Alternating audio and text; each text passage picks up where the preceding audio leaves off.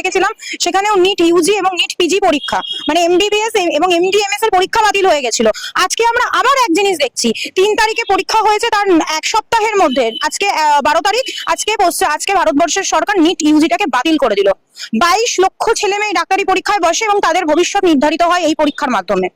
এই ডাক্তারি পরীক্ষা, এই নিট পরীক্ষা আমরা অতীতেই বিরোধিতা করেছি, কারণ অতীতে যখন রাজ্যগুলোর হাতে ক্ষমতা ছিল নরেন্দ্র মোদী সরকার আসার আগে, তখন একটা রাজ্যের জয়েন্ট এন্ট্রান্স হতো, একটা সেন্ট্রালের জয়েন্ট এন্ট্রান্স হতো। তো এই দুটোতে পরীক্ষা দিয়ে যেতে পেতো, ডাক্তারি প্রবেশিকায় চান্স পেতো। ওয়েস্ট বেঙ্গল জয়েন্ট ছিল। নরেন্দ্র মোদী সরকার আসার পর প্রথম এই রাজ্যগুলো থেকে সমস্ত ক্ষমতা তুলে নিয়ে একদম সবটাকে সেন্ট্রালাইজ করে দিল। সবটাকে মানে সবটা উনি নির্ধারণ করবেন। নিয়ে কি করলেন? চূড়ান্ত দুর্নীতি।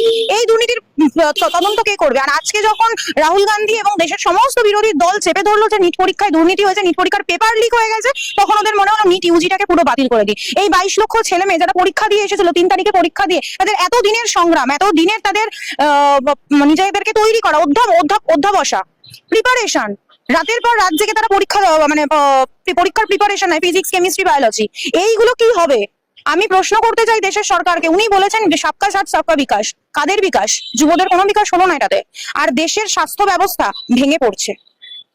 যে বিপুল পরিমাণে এক একটা কোশ্চেনের দাম এবং সেটা বিক্রি হয়েছে, তো কি মনে হচ্ছে কারা করছে বা কাদের কাছে এই টাকার অঙ্কটা যাচ্ছে? অবশ্যই দেখুন, যে কোনো দুর্নীতি তো সিস্টেমের মাধ্যমেই হয়। তো সিস্টেমে এখন কারা রয়েছে? বিজেপি সরকার রয়েছে কেন্দ্রে। আপনারা জানেন পশ্চিমবঙ্গে একই জিনিস হয়েছিল, 26,000 ছেলেমেয়ের চাকরি বাতিল হয়েছিল। সেই জন্য আজকে পশ্চিমবঙ্গের সরকার কিন্তু পরিবর্তন হয়ে গেছে। টেটে দুর্নীতি হয়েছে, এসএসসি তে দুর্নীতি হয়েছে, প্রশ্ন ফাঁস হয়েছে। মানুষ মনে করেছে যে না, এবার আমরা এদেরকে পরিবর্তন করে একজনকে আরেকজনকে নিয়ে এসে দেখি যে এটা কেমন চালায়। সেই রায়কে আমরা সমর্থন জানাই। আমরা মনে করি মানুষ যে রায় দিয়েছে সেটা এই মুহূর্তে আমাদেরকে মাথা পেতে নেওয়া উচিত। কিন্তু একইভাবে নিটের মতো পরীক্ষা, যার মাধ্যমে ভারতবর্ষের ডাক্তার তৈরি হয়, ডাক্তার আমাদের কি করে? আমাদের স্বাস্থ্য ব্যবস্থা। আমি আপনি যখন হসপিটালে যাবো, এই নিট পাস করা ছেলেমেয়েগুলোই তো আমাদের ট্রিটমেন্ট করবে। আর এরাই যদি পয়সা দিয়ে কোটি কোটি টাকা খরচা করে প্রশ্ন কিনে সেই ডাক্তারি পরীক্ষায় উত্তীর্ণ হয়, তাহলে তো তাদের কম্পিটেন্সি নিয়ে প্রশ্ন উঠে যায়। এই প্রশ্নগুলোর উত্তর কি দেবেন নরেন্দ্র মোদী, অমিত শাহ? আমি প্রশ্ন করতে চাই, আমাদের রাজ্যের শিক্ষা দুর্নীতির জন্য যদি প্রাক্তন শিক্ষামন্ত্রী জেলে যেতে পারে, আমি তাকে ডিপেন্ড করছি না। 100 বার সে জেলে গেছে, ঠিক হয়েছে, তার শাস্তিও আমরা প্রত্যেকে চাই। যারা ছেলে মেয়েদের ভবিষ্যৎ নষ্ট করে দেয় তাদের শাস্তি হওয়াটাই বাঞ্ছনীয়।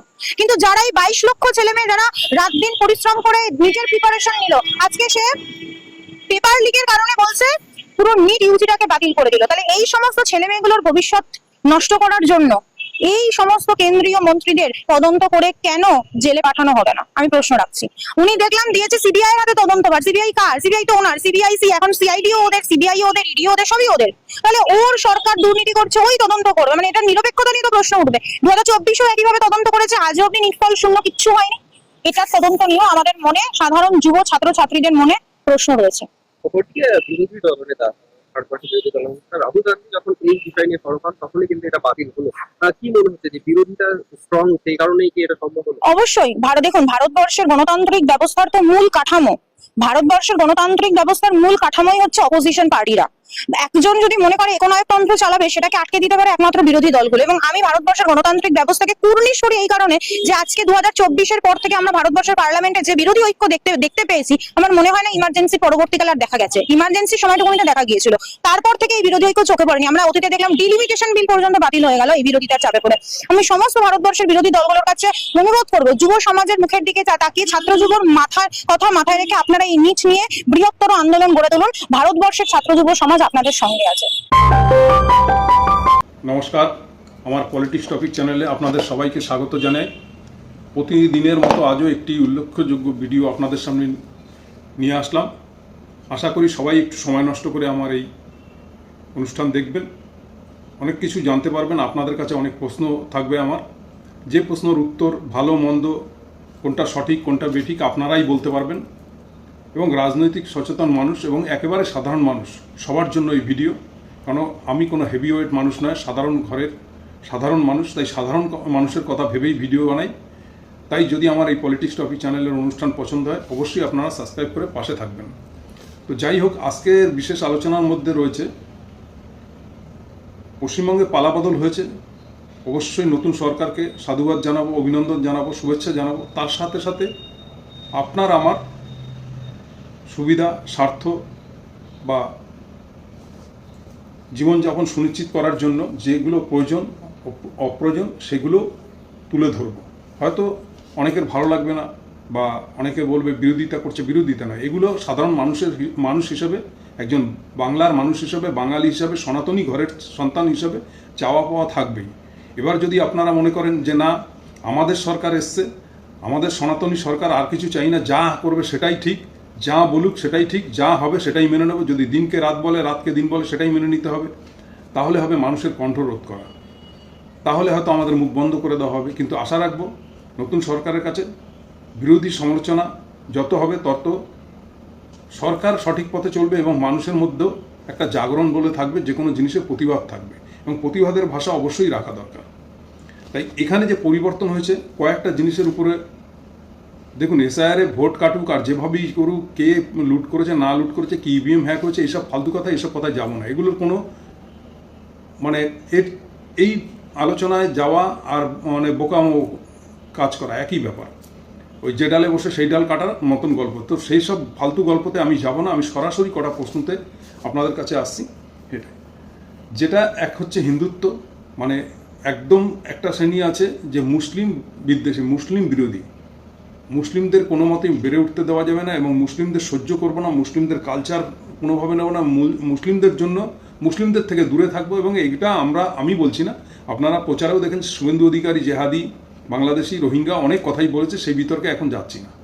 যেহেতু একটা সরকার গঠন হচ্ছে, সরকার গঠন করার পরে সেটা অনেক রকম রূপ নেয়, তো সেই রূপ নিয়েই কিছু কথা বলতে চাই। এক হচ্ছে চাকরির, যুব সমাজের চাকরি ভূত ভবিষ্যৎ, চাকরিতে স্ক্যাম যাতে না হয় এবং দুর্নীতি যাতে না হয়, সুন্দর বাংলা গড়ে উঠবে এবং যুবতীদের ভবিষ্যৎ গড়বে, এই একটা। দ্বিতীয়ত কথা হচ্ছে গিয়ে হিন্দুত্ব এবং মুসলিম বিরোধিতা, এটা স্বীকার করতেই হবে, যে যতই কথা বলুক না কেন এগুলো হয়েছে। এবং পিছিয়ে পড়া মানুষের জীবনযাত্রা যাতে ভালো হয় সেদিকে সরকারের নজর দেওয়া। তো দেখলাম আমরা কিছুদিন আগে দ্রৌপদী মুর্মু এসেছিলেন শিলিগুড়িতে, এসে বলেছেন এখানকার সরকার পিছিয়ে পড়া এই আদিবাসীদের জন্য কিছুই করেনি। কিন্তু আমার কাছে বহু উদাহরণ রয়েছে যে মমতা ব্যানার্জির সরকার তাদের জন্য বহু কিছু করেছে, যা কেন্দ্র সরকারও করেনি। আবার দেখলাম, এটাও দেখলাম, ভোটে জেতার পরে তাদের যে মহাপুরুষ বলুন, তাদের যে দেবতা হিসাবে তারা মানে, সেই সব মূর্তিগুলো গিয়ে ভেঙে দেওয়া এবং সেই আদিবাসীদের উপর নির্মম অত্যাচার চলা, তা নিয়ে আন্দোলনও হয়েছে, লাস্টে সেন্ট্রাল বাহিনীকে নামতে হয়েছে, সেটা আপনারা দেখেছেন। তাহলে এটা একটা দ্বিচারিতা এবং এই ব্যাপার, এই মর্মে আমরা কিন্তু দেখিনি যে আমাদের রাষ্ট্রপতির কোনো বয়ান, এবং দেখবও না। শুধু রাষ্ট্রপতিও এর জন্য নির্বাচিত হয় না যে শুধু সরকার পক্ষেরই কথা বলবে, শাসক দলের কথা বলবে, বিরোধীদের হয়ে কোনো শুধু বিরোধিতা করবে, এটা কিন্তু কাম্য নয়। আর একটা কথা বলি, যারা মুসলিম বিরোধিতা বা মুসলিমদের, মমতা সরকার মুসলিম তোষণ করতেন, অনেক মুসলিমদের সম্বন্ধে অনেক ছোট জঘন্যতম ভাষা ইউজ করে, তাদেরকে একটা কথা বলি, আজকের আমার দেশ সুরক্ষিত বা সম্মান পায়, বা আমেরিকা বলুন বা বিশ্ববাজারে যে ভারতকে সম্মান দেয়, সেটা কিন্তু একজন মুসলিম ব্যক্তির জন্য। তার নাম এপিজে আবুল কালাম, আপনারা জানেন, যিনি একসময় রাষ্ট্রপতি ছিলেন এবং দেশের এমন একজন বিজ্ঞানী ছিলেন, তিনি কিন্তু মিসাইল তৈরি করেছিলেন, পরমাণু বোমা তৈরি করেছিলেন। সে চাইলে কিন্তু এই প্যাটার্ন সে বিদেশে বিক্রি করতে পারতো, বিদেশের হয়ে থাকতে পারতো, ऐशो आरामेर জীবনযাপন করতে পারতো, অনেক কিছু করতে পারতো। তাহলে তার কতটা স্বার্থত্যাগী, সে কিন্তু এই ভারতবর্ষের একজন মুসলিম। সেই মুসলিম সম্প্রদায়কে আমরা কতটুকু সম্মান দেই এবং কতটুকু তাকে সম্মান দিয়ে কথা বলি, সেটা কিন্তু একবারও ভাবি না, শুধু তাদের ছোট করাটাই আমাদের কল্পনা। আর মুসলিম সমাজকে আমরা ঘৃণা চোখে দেখবো বলে, কোনো মুসলিম যখন কোনো দুষ্কর্ম করে, কোনো ধর্ষণকে করুক, ডাকাতি করুক, চুরি করুক, যাই করুক না কেন, তখন তাকে পুরো আতঙ্কবাদীর মতন দেখবো। আর হিন্দুরা করলে কি তাদেরকে পুজো করতে হবে? তখন আমরা চুপ থাকবো, তখন তার বিরোধিতা করব না। আজকের ভাবুন তো, এই যে যাদের নাম উঠে এসছে, আমাদের বর্তমান মুখ্যমন্ত্রীর আত্মসহায়ক যে হত্যা হলো, তার পিছনে যাদেরই নাম উঠেছে, সব বিজেপির সাংগঠনিক দিক থেকে সংগঠনের কেউ না কেউ, বিজেপির নেতা, উত্তরপ্রদেশের নেতা, এদের নাম উঠে এসছে।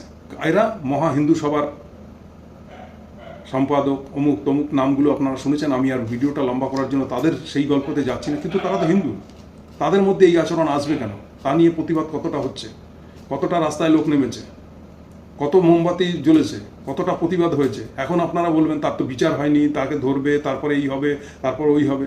অভয়ার বেলা কি তাই হয়েছিল? অভয়ার বেলা তো সাথে সাথে রাস্তায় লোক নেমে পড়েছিল আন্দোলনে, কিন্তু এখানে কোনো আন্দোলন নেই, কোনো টু শব্দ নেই, যেন সব মুখে টেপ মেরে বসে গেছি আমরা। তাহলে এবার থেকে কি হবে? এরকম হতে থাকবে, আমরা দেখতে থাকবো। মানে কেউ হিন্দু মহাসভার, কেউ অমুক সভার, অতএব এখানে কোনো মুখ খোলা যাবে না, বিরোধিতা করা যাবে না। যাই হোক, এটাতেও গেলাম না। এবার ডবল ইঞ্জিনে তো অবশ্যই ভালো থাকার কথা। এই স্টেট কেন, সব স্টেটেই যখন ভোট হয়, ডবল ইঞ্জিন সরকার যেখানেই গঠন হওয়ার পূর্বে থেকে এবং ধরুন 10 বছর সরকার রান করার পরে আবার যখন ভোট হয়, তখনও মোদিজি গিয়ে বলে দেশের নাম্বার 1 স্টেট বানাবো, দেশের সর্বোচ্চ রাজ্য ঘোষিত করব, উন্নয়নের বন্যা বইয়ে দেবো। সেই রকম একটি রাজ্য, সেটা হচ্ছে বিহার। সেই বিহারে আজকের 5 মাস আগে বিধানসভা ভোট গেছে, তার আগেও যৌথভাবে চালিয়েছে এই বিজেপি সরকার সেখানে নীতিশ কুমারের সাথে। এখন তো পুরোপুরি বিজেপি। আজকে সেখানে 1 লক্ষ বলছি, প্রায় 1 কোটি মানুষের সরকারি বেতন দিতে পারছে না। আজকে 3 মাসের মায়না তারা পাচ্ছে না। ভাবুন তো একবার, এই কি ডবল ইঞ্জিনের নমুনা? ভোট কেনার বেলা প্রত্যেকটা মহিলাকে 10,000 টাকা করে দিতে পারলো, আর এখন যারা সরকারি কর্মচারী তাদের মায়না দিতে পারছে না, সেই নিয়ে আন্দোলন হচ্ছে। এর থেকে আর কি দুর্দশা হবে? মমতা ব্যানার্জির কথা ছেড়ে দিন, তৃণমূল সরকারের কথা ছেড়ে দিন, জাহান্নামে পাঠিয়ে দিন। মনে করুন তৃণমূল বলে কিছু ছিল না, কিন্তু আমরা তো ডবল ইঞ্জিনে আছি, বিশ্বগুরুর রাজত্বে আছি। তাহলে কেন এই দুর্দশা হবে? এটা নিয়ে কোনো আন্দোলন বা কোনো সংবাদ মাধ্যমের দেখানো, বারবার দেখানো, সারাদিন ধরে এই আলোচনা আপনারা কিন্তু শুনবেন না। বা আপনারা যারা হিন্দু সনাতনী, যারা এই সরকারকে বেছে নিয়েছেন, তাদের মুখেও এখন পুলু আটকে রয়েছে, কোনো বক্তব্য নেই। এবং ইদানিং বিহারে একটি ধর্ষণ হয়েছে, তা নিয়েও কোনো মিডিয়াতে দেখানো নেই। মিডিয়াতে দেখাবে কি করে? এই যে আমাদের নতুন নবনির্বাচিত সরকার হয়েছে, ঘোষণা করে দিয়েছে প্রত্যেক সাংবাদিককে মাসিক ভাতা 5,000। এটা তো সরকারিভাবে ঘোষণা। এই যে ভাতা দিচ্ছে, এই ভাতা নিয়ে কেউ বলবে না যে ভাতার সরকার, অমুক সরকার, এই সরকার চাই না। তাহলে কি বাঙালির মেরুদণ্ড আমি বলবো না যেরকম বেঁকে গেছে, আর সোজা নেই? সেই নেতাজি সুভাষের বাংলা নেই, রবীন্দ্রনাথের বাংলা নেই, কাজী নজরুল ইসলামের বাংলা নেই। এটা বললে তাহলেই কি আমি বিরোধী, তাহলেই কি আমি মুসলিম, তাহলেই আমি রোহিঙ্গা, তাহলেই আমি জঙ্গি ভাবায়। তাই আপনাদের সাথে আলোচনা করতে চলে আসলাম। কেন হবে এরকম? আজ কেন বিরোধিতা হবে না, কোনো সংবাদ চ্যানেলে দেখাবে না? যদিও দেখাচ্ছে সোশ্যাল মিডিয়ায়, কিন্তু যা ঘটছে বিজেপি শাসিত রাজ্যে, সেগুলো যদি প্রত্যক্ষভাবে প্রত্যেকটা টিভি চ্যানেলে দেখে, মানুষ আটকে উঠবে। অথচ এই ডবল ইঞ্জিন সরকারের হই হই রই রই চলছে। এভাবে কতদিন চলবে? একটা সময় তো বিস্ফোরণ হবে এর। সেদিন আসবে, হয়তো আজকের অনেকের খারাপ লাগবে, অনেকে এই কথাগুলো শুনে আমাকে গালাগাল করবে। আরে তৃণমূলের সাথে তুলনা সব কিছুতে কেন করবেন? পরিবর্তন হয়েছে বলেই তাকে তো পরিবর্তন করে দিয়েছেন, এখন তো তার তুলনা হবে না। আমি তাকে টানবো না, অমুক সময় কি ছিল, তার সময় কি ছিল, তার সময় কি ছিল। এটা যদি বলেন, তাহলে 2011-র আগে পশ্চিমবাংলার রূপরেখা কি দশা ছিল, আর তারপর থেকে কত লোকের চাকরি হয়েছে, কত রাস্তাঘাট হয়েছে, কত উন্নয়ন হয়েছে। এই রেশন ফ্রি বলুন, দুয়ারে সরকার বলুন, সাইকেল বলুন, এই বলুন, বহু উন্নয়ন হয়েছে, যা কোনো স্টেটে হয়নি। স্বীকার করতে বাধ্য, যা কোনো স্টেটে হয়নি, গ্যারান্টি সহকারে বলতে পারি। হ্যাঁ, দুর্নীতিও হয়েছে, কিন্তু এই দুর্নীতি কিন্তু তখন বিহারেও হয়েছে কনস্টেবলের চাকরিতে। আপনারা দেখেছেন নিট পরীক্ষা নিয়ে দুর্নীতি চলছে, কয়েকবারই পরীক্ষা বাতিল হয়েছে, যেখানে প্রায় 22 লক্ষ ছাত্রছাত্রী এই পরীক্ষায় বসেছেন। তারা কত আশায় ছিলেন যে এই তাদের ভূত ভবিষ্যতের রেজাল্ট বেরোবে। তারা কত পরিশ্রম করেছে, কত অর্থ কষ্ট করেছে, কত দিনের পর দিন, কত রাতের পর রাত, কত ছেলে মেয়ে। আমার বাড়ির পাশেই একটা হোস্টেলে থেকে, বর্ধমানের ছেলে, তারা এই হোস্টেলে থেকে লেখাপড়া করে নিট পরীক্ষা দিয়েছে। তাদের স্বপ্ন চুরমার হয়ে গেল। কেন? প্রশ্নপত্র লিক হয়ে গেছে। লিক হয়েছে কার নাম উঠেছে? না কোনো বিজেপি নেতা, সেই হিন্দি বলার কোনো নেতা। সেখানেও কোটি কোটি টাকা স্ক্যাম হয়েছে। এখানে যদি চাকরি নিয়ে এত বড় বড় কথা বলেন, কোনো জর্জ বলেছিলেন ঢাকি সমেত বিসর্জন দেবেন, দিয়েছেন। এখন কেন সেই ভগবানের মুখ থেকে কোনো শব্দ বেরোচ্ছে না? এটা কি স্ক্যাম হলো না? একই তো হলো, একই দুর্নীতি। এই চাকরি দুর্নীতি এইভাবেই স্ক্যাম করে হয়। এই প্রশ্নপত্র লিক করে অযোগ্য মানুষকে পাশ করিয়ে দেওয়া হয়। আবার সে যখন বসে, একটা ডাক্তার, ভাবেন, স্কুল শিক্ষক তো একরকম, প্রাইমারি টিচার একরকম। প্রাইমারি স্কুলে 5 জন থাকলে হয়তো তার মধ্যে 3 জন ভালো টিচার থাকে, সেটা মেকআপ করে নেয়। কিন্তু ডাক্তারের ক্ষেত্রে কি হবে? ডাক্তারই যদি অযোগ্য হয়, তাহলে তো মানুষ মারা যন্ত্র তৈরি হচ্ছে। ভাবতে পারেন? ডাক্তারকে আমরা ভগবানের চোখে দেখি, আর সেই ডাক্তারি নিট পরীক্ষায় এইভাবে একের পর একবার হলে মেনে নেওয়া যায়, এর আগের বার হয়েছে, তার আগের বার হয়েছে, কি হচ্ছে? কিন্তু এই স্ক্যাম নিয়ে কোনো বাঙালির মুখে কোনো শব্দ নেই, কোনো রাম ভক্তের মুখে কোনো শব্দ নেই, বর্তমান সিএমের মুখে কোনো শব্দ নেই। আর একটা কথা বলি, তার সাথে শ্রমিক ভট্টাচার্য বিজেপির যিনি রাজ্য সভাপতি, তিনি বিগত দিনে কি ছিলেন সেটা তো পরের কথা, কিন্তু বর্তমানে তিনি যেসব কথাবার্তা বলছেন সোশ্যাল মিডিয়ার মাধ্যমে সাংবাদিকদের সামনে, স্যালুট জানাই ওনাকে, অসংখ্য অসংখ্য হাজারো ধন্যবাদ জানাই। আপনাকে আগে অন্য চোখে দেখতাম, এখন আপনাকে স্যার বলে নমস্কার করতে ইচ্ছে করছে। কিন্তু আপনি যে চিন্তাধারার কথা বলছেন, যেসব কথা বলছেন, আমার মনে হয় না আপনার দল আপনাকে মেনে নেবে, আপনাকে না, আপনার মুখে না টেপ মেরে দেয়। আপনি কিন্তু যে ধরনের কথাবার্তা বলছেন তাতে বাঙালি হিসাবে, একজন সনাতনী হিসাবে আমার গর্বে বুক ভরে যায়। কিন্তু আমার মনে হয় না যে আপনি বেশি দিন টিকতে পারবেন এই ধরনের মানসিকতা বা এই ধরনের চিন্তাধারা নিয়ে যদি আপনি রাজনীতিতে কথাবার্তা বলেন, আপনাকেও আপনার দল ঠেলে দেবে। কারণ রাজনীতিতে যদি কেউ বলে একেবারে ধোঁয়া তুলসী পাতা, সেটা কিন্তু মেনে নেব না। কার কি, কোথায় কীরকম, কোন নেতা কিভাবে উঠে এসছে তারও কিন্তু হিস্ট্রি আছে। আর একটা কথা বলি, যারা আজকের পরিবর্তন নিয়ে লাফাচ্ছেন, বড় বড় কথা বলছে, সেই মমতা ব্যানার্জির প্রকল্প চলছে, তার বাইরে কিছু নতুনত্ব কিছু করতে পারেন, করুক। তারপরে বড় বড় কথা বলেন আপনারা, তারপরে বিরোধীদের মুখে তালা মারেন, তারপরে বিরোধীদের পিছনে পুলিশ লিলিয়ে দেন। তার আগেই কেন করছেন? আগে আপনাদের সাফল্য টানুন, তার আগেই আপনারা এই তোড় ঝোড় জুলুমবাদী এসবগুলো বন্ধ করুন। কতটা সাকসেস হবেন আগে সেটা ভাবুন, কতটা। কেননা বিগত দিন সামনে পড়ে আছে, যেসব প্রতিশ্রুতি দিয়েছেন, আমি আমার বাড়িতে তো এখন কারেন্ট পোড়াবো, জানি 200 ইউনিট ফ্রি পাবো, কতটা বাস্তবায়িত হবে সেটা তো আগামী দিন বলবে। দ্বিতীয় কথা, চাকরির ব্যাপার। 5 বছরে 1 কোটি চাকরি, মানে 5480 জনের চাকরি পার ডে, তাহলে ছেলেমেয়েরা চাকরি পাবে। আমার ঘরেও সন্তান রয়েছে যারা লেখাপড়া করে বসে আছে, এমন কিছু তাদের বয়সও না। একজনের বয়স 21 বছর, একজনের বয়স 28 বছর, অতএব তারাও চাকরির অপেক্ষায় রয়েছে, তারাও মুখ খুলবে একদিন। এটাই হচ্ছে ভবিষ্যৎ প্রজন্মের যুব সন্তান, তারা কি চুপ করে বসে থাকবে? দ্বিতীয় কথা, আপনাদের শেষ একটা গল্প বলি। মুসলিম বিদ্বেষী তৈরি হয়েছে এবং তার বিপক্ষে ভোট হয়েছে, কিন্তু আজকের আমরা দেখতে পেলাম আর একটা জিনিস, যে হুমায়ুন শুভেন্দু অধিকারীর সাথেই কিন্তু, আমরা আগের ভিডিওতেও বলেছি যে শুভেন্দু অধিকারীর বা এসব কঠাপ গেম এসব কিছু মুসলিম বিদ্বেষী না, এই হুমায়ুনকে তৈরির পিছনে বিজেপিরই হাত, এটা বলেছিলাম বলে অনেকের খারাপ লেগেছিল। আজকের দেখলাম এত গালাগাল, এত গল্প, এত কিছু, আজও বলছে কোনো বাপের ক্ষমতা নেই। হুমায়ুন কবির বলছে যে আমার বাবরি মসজিদ বন্ধ করে দেবে। আজকে তিনি গিয়ে মিষ্টি খাওয়াচ্ছেন নতুন মুখ্যমন্ত্রীকে এবং কোলাকুলি করছেন, কিন্তু আরও বিধায়ক ছিল অনেক দলেরই, তাদের সাথে কিন্তু কোলাকুলি সাক্ষাৎ, এত হাসাহাসি, এত মিষ্টি খাওয়া খাওয়ি হয়নি, হয়েছে হুমায়ুন কবিরের সাথে, এটাও আমরা দেখলাম। আর তার সাথে সাথে আর একটা গল্প বলার খুব মন চাইছে, কালকের বলবো, দিন অনেক পড়ে আছে, সামনের দিনে অনেক কথাই আপনারা জানতে পারবেন। তা আগামী সরকারের কাছে একটা স্বচ্ছ বাংলা চাই। এই ধরনের সব কিছুতেই যদি জালিয়াতি চলতে থাকে, তাহলে বাংলায় জালিয়াতি হবে না আমরা কি করে বুঝব? উত্তরপ্রদেশে এই স্কুল সার্ভিসেরই প্যানেলের নাম প্রকাশ করার কথা ছিল 4 তারিখে যত সম্ভব, সেখানে বিশাল আন্দোলন চলছে, আজ কত বছর ধরে বন্ধ রয়েছে, সেখানে টিচার নিয়োগ হচ্ছে না। কেন তা নিয়ে মুখ খোলা যাবে না? কেন তা নিয়ে সমালোচনা হবে না? ডবল ইঞ্জিন, যে উত্তরপ্রদেশের বাংলাকে উত্তরপ্রদেশের মডেল হিসাবে ব্যবহার করবেন, বা বাংলায় বুলডোজার আনবেন, বাংলায় বুলডোজার আনবেন, যোগীজির মতন মুখ্যমন্ত্রী চাই, এই গল্পটা যখন শোনান বাংলার মানুষকে, তো বাংলার মানুষকে এই গল্পটাও শোনাবেন যে সেখানে শিক্ষক নিয়োগ হচ্ছে না, বন্ধ রাখা হয়েছে এবং সেই নিয়ে বিশাল আকারে আন্দোলন চলছে।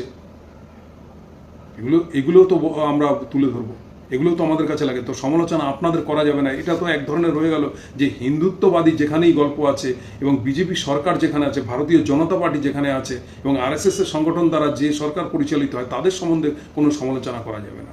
এত ভাতার বিরোধিতা করা হয়েছে, সেখানে সাংবাদিকদের সেই 5,000 টাকা করে ঘোষণা করে দিল রাজ্য সরকার যে প্রত্যেকটা সাংবাদিককে দেবে, কয়েক লাখ লাখ সাংবাদিক রয়েছে, তাহলে কি হলো? এটাও তো এক ধরনের ঘুষ দেওয়া হলো। সাংবাদিকরা থাকবে নিরপেক্ষ, তারা সরকারের বিরোধিতা করবে, সরকারের ভালোটাও যেরকম তুলে ধরবে, খারাপটাও তুলে ধরবে। আমি যদি তাদেরকে মাসের শেষে বকশিস হিসাবে দেই বা ভাতা দেই, সে তো আমার বিরোধিতা করতে পারবে না এবং তাকে তো ভাতা দেওয়া হবে না, উল্টো তাকে ফাঁসি দেওয়া হবে। এটাই মানে জেনারেল নলেজের কথা আসে। তাহলে তাদেরকে কেন এটা ভাতাটা দেওয়া হবে? আজকের মমতা সরকার নাকি ভাতা দিয়ে ভোট কিনছিল, তাহলে এখানে কি করা হচ্ছে? যদি কারো জানা থাকে, এগুলো আপনাদের কাছে প্রশ্ন থাকলো, আপনারা এর উত্তর দেবেন যে এগুলো কি সঠিক হলো তাহলে।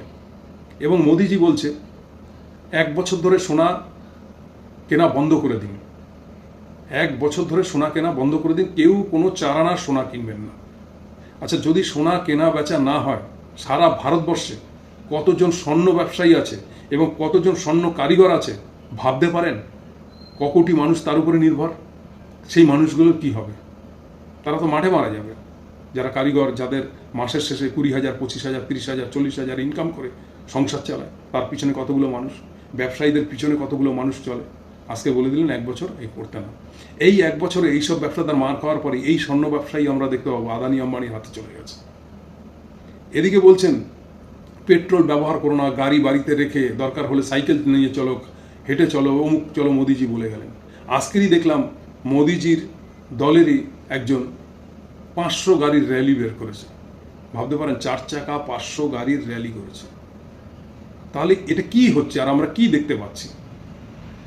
যারা এই সরকারের এত তুলোধনা করলো, এত সমালোচনা করলো, আর তাদের সমালোচনা করার জন্য কোনো মিডিয়া নেই। সব সোশ্যাল মিডিয়ায় যা হচ্ছে, কিন্তু কোনো মিডিয়ায় নেই। যাক, আজকের ভিডিওটা এখানেই সমাপ্তি করলাম। কেমন লাগলো ভালো মন্দ আপনারা জানাবেন।